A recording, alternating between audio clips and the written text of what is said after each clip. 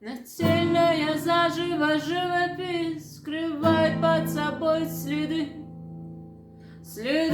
ушедшей истории, от которой невыносимо в груди.